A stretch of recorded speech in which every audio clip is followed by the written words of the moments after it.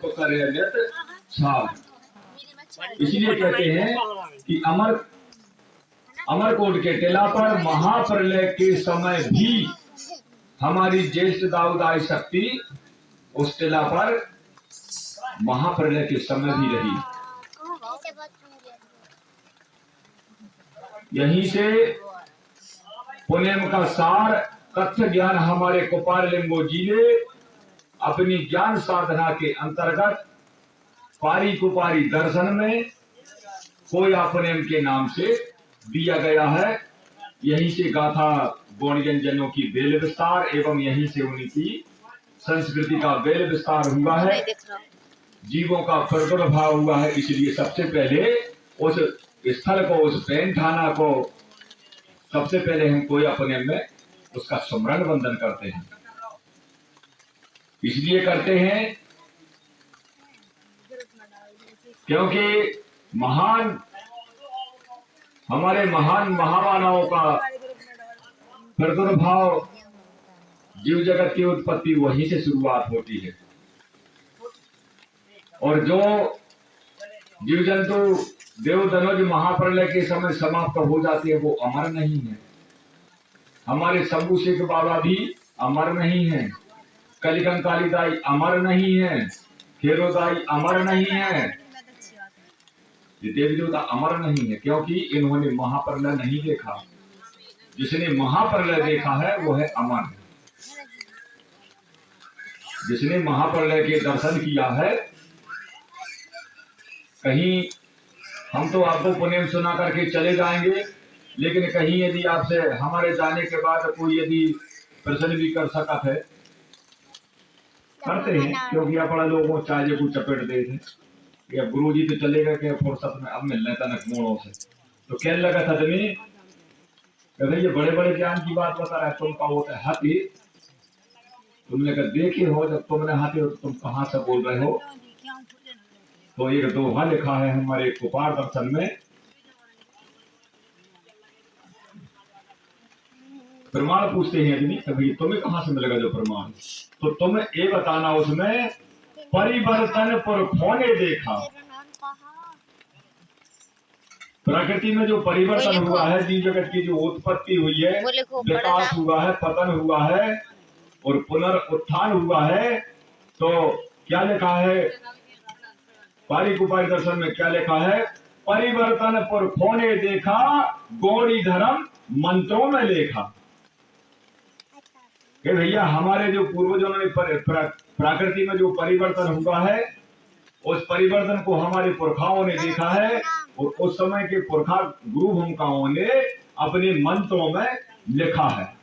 उसी के आधार पर हम आपको प्रमाण दे सकते हैं, यही प्रमाण है। तो कहने का मतलब हम आज डंगिया ग्राम पर विराजमान हैं और कल हमने एक शर्त रखी थी भैया हम एक तो गाथा नहीं सुनाएंगे और सुनाएंगे तो इतनी सुनाएंगे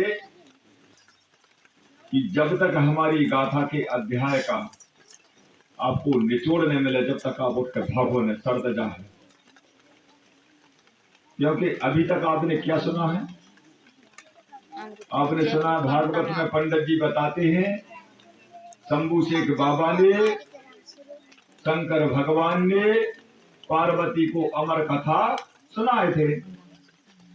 तो हमने अभी राजस्थान चले गए थे अगली वर्ष, तो हम बोले भैया आपने अमर कथा सुने, कोई किसी ने बताया अमर कथा होती है कहीं, हाँ होती, तुम बताओ भैया कौन सी थी। गाँव वाले सत्यपुट रह गए यार, जा तो पंडित जी ने बताया कि अमर कथा सुना दी, लेकिन पंडित जी हती कौन सी, जो भी तो बता रहे हैं हती कौन सी। तो कहने का मतलब है जब आप, मैं ये नहीं कह रहा कि मेरे यहाँ पुण्य सुनने आए हैं, आप यदि किसी की भागवत भी सुनने को जाए तो भागवत के अध्याय को पूरा सुने।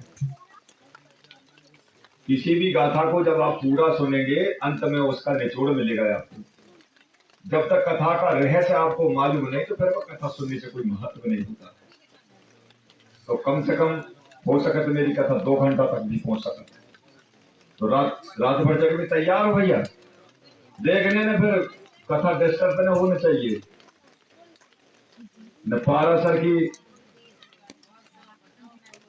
मिट्टूड़ का भगो तो पारासर मुनि की घरवाली के मुंह में घुस गया तो है कहावत भाई ना हो, ऐसी कैसी सोई तेरी आधी लेगा कोई, तो तेरी आधी कथा कोई नहीं ले जा पाए, फिर से लियो तो भैया पूरी कथा लियो।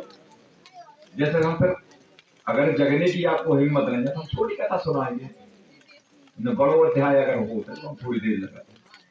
तो कहने का मतलब है अभी तक हमने और हमारे और बहुत से कार्यकर्ता हैं, और होशंगाबाद जिले से हमारी मातृशक्ति आए हैं, महोदय जी आए हैं जो बहुत इंटरेस्ट रखते हैं मतलब ज्ञान संगत करने की, इसलिए बताओ उतनी दूर से चल करके आए हैं। आप सभी को कोटि कोटि सेवा बंदन।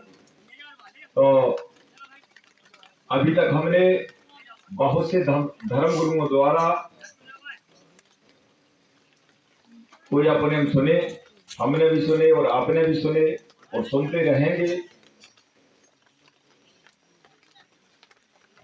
लेकिन इसी के साथ हम आपको एक चीज बताना चाहते हैं, हम पुण्यम सुने, गाथा सुने, ज्ञान सुने, लेकिन उसके विषय में हमको ये भी तो पता होना चाहिए, हमारे अतीत का और अपने खुद के अपने निजी इतिहास का पता होना चाहिए।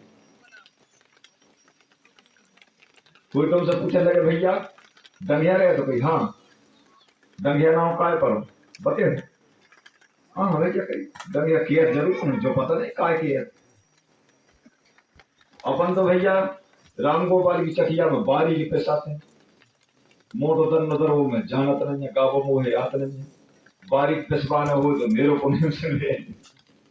तो बारीक ज्ञान अगर सुनने तो बारीक किसी जब बताते नहीं देर लगे तो बुराई नहीं कर रहे हैं। हमारे और भी बड़े बड़े भूमिका गुरु जी हैं, अच्छे से बताते हैं, गा के बताते हैं, गाना तो मुझको नहीं आता। तो कहने का मतलब हमको अपने क्षेत्र का निजी इतिहास मालूम होना चाहिए। जिस भूभाग में हमारा जन्म हुआ, हमारे दादा दादी का जन्म हुआ, हमारे माता पिता का जन्म हुआ, उसी में हमारा जन्म हुआ, तो उस धरातल के इतिहास का हमको नॉलेज होना चाहिए। उस इतिहास को, हमारे पुरातन इतिहास को हम अपने निजी संस्कृति का नॉलेज होगा जब कहीं हम नया इतिहास रच सकते हैं। अपने खुद के इतिहास को पता नहीं, दूसरे इतिहास को नहीं लिख सकते, तो जरूरत आ गई हमारी संस्कृति के इतिहास रचने का। अब विज्ञान का युग है, 21वीं सदी में हमारे बेटा बेटी भी स्कूल जाने लगे हैं, पढ़ने लिखने लगे हैं, लेकिन आज की पाठशालाओं में हमारी आदिम संस्कृति का व्याख्यान नहीं होता। इसलिए हमको कोया पुण्यम के माध्यम से प्रकृति का संतुलन बनाने के लिए हम किसी के विनाश के लिए कोई अपने नहीं कर रहे हैं। और हमारे गोपाललिंगो बाबा ने पुण्यम जो मार्ग बनाया है वो किसी के विनाश के लिए नहीं बनाया, प्रकृति के संतुलन के लिए बनाया। इसलिए बनाया गोपाललिंगो ने कोई अपने प्रकृति के संतुलन बनाने के लिए। प्रकृति का संतुलन बना रहेगा तो जीव जगत सुख शांति से रहेगा। तो इसलिए हम भी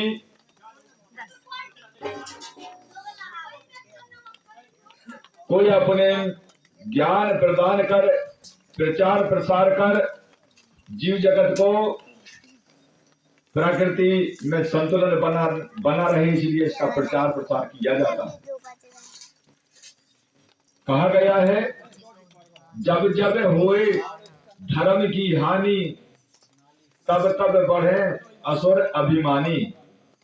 कहने का मतलब जब धरातल पर दुराचार, अत्याचार, झूठ, कपट, बेईमानी, लूट मार, डकैती, दुनिया की चीजें बुराइयां जब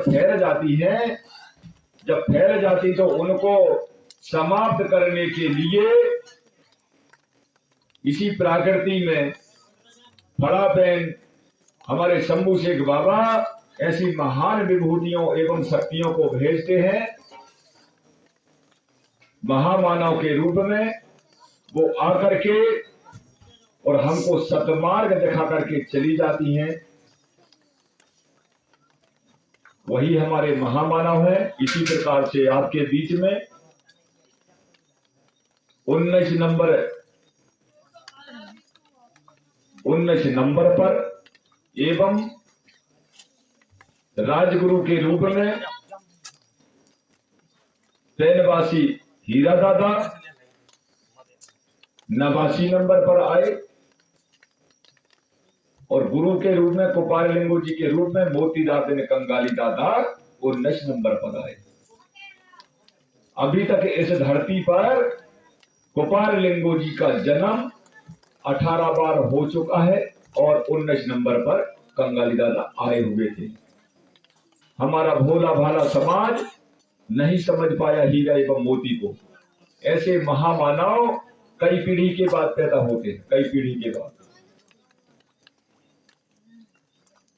प्रकृति खुद समझती है कुछ होने वाला है दुनिया में, तो वो ऐसे महापुरुष भेज करके सदमार्ग दिखाने के लिए किसी न किसी को भेजता है। तो उन्होंने इस बार हीरा एवं मोती की जोड़ी बना करके भेजा, जाइए कुछ होने वाला है। इस कलयुग में बहुत बड़ा कुछ खेल होने वाला है, तो जाइए आप सदमार्ग दिखा करके रास्ता दिखाइए मानव जगत को, जिससे प्रकृति का संतुलन बना रहे। तो कहने का मतलब हमको हमारे अतीत एवं इतिहास का नॉलेज होना चाहिए। ऐसे के इस प्रकार की समस्याएं कई बार आई। कई बार हमारे समाज सो गई। एक बार हमारी जब समाज सो गई तो स्वयं शंभू शेख बाबा ने, महादेव बाबा ने गुरु का पाठ बजाया। शंभू लिंगो के नाम से अभी हम उनकी गौरव करते, पूजा करते, मंत्रों पढ़ते हैं। आदि गुरु महादेव मूलादाय गौरादाय। तो आदि काल में हमारे गुरु कौन थे? शंभू शेख। केवल अपने नहीं, मानव प्राणी के गुरु थे। कौन समय में थे, कहां थे? उस समय थे हम ये भी ना समझ पाते थे कि हम मानव हैं। हम पशु वृत्ति यानी पशुओं जैसे रहते थे। जिस समय हमारे देवादिदेव महादेव पशुपति नाथ के रूप में धरती पर आए और दंड कारांड में एक प्रयोगशाला, ये गोठुल बनाया और वहां